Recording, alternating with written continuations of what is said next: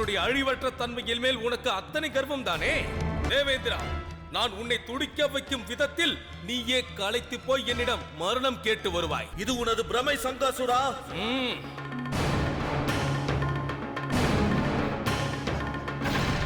நன்றாகத்தான் ஆரம்பித்திருக்கிறது.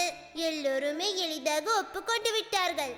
இனி நாம் எல்லா காரியத்தையும் நல்லபடியாக முடித்துவிட்டு சீக்கிரமே திரும்ப வேண்டும். மாருதி, நில்.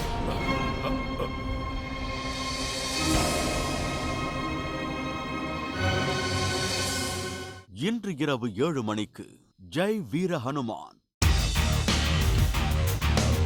ஆமா, உள்ள உங்க தம்பி சமூகம் இருக்காரா? சாதி சனம்னு 4 பேர் கேட்கதான் செய்வாங்க. நல்ல கலர் தான். ஆனந்தி, எடுத்துக்கோமா.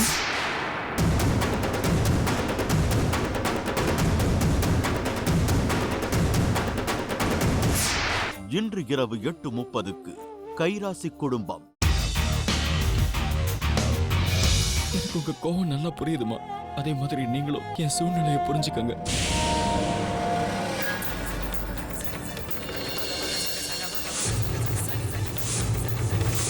நான் என்னங்க அவகிட்ட அப்படி தப்பா பேசிட்டு ரோஷம் பொத்துக்கிட்டு வந்து வீட்டை விட்டு வெளியில போயிட்டான். ஒரு நாள் கூட அவனால பொறுத்துக்கிட்டு இருக்க முடியாதா? ஆனா நான் செஞ்ச காரியம் எப்பவும் சரியான காரியம் தான். அதுக்காக யாரு என்ன நினைச்சாலும் சரி, யாரு என்ன சொன்னாலும் சரி, என் முடிவை நான் மாத்திக்கிற மாதிரி இல்ல.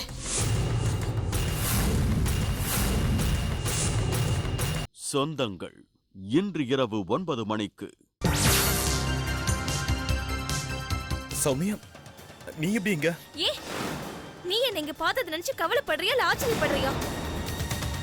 நீ என்னடா என்ன விடுறது? எனக்கு நான் எல்லாரும் முன்னாடியே சொல்றேன், உன்னை என் மனசுல இருந்தோ என் வாழ்க்கையில இருந்தோ தூக்கி வீசுறேன், புரிஞ்சுதா?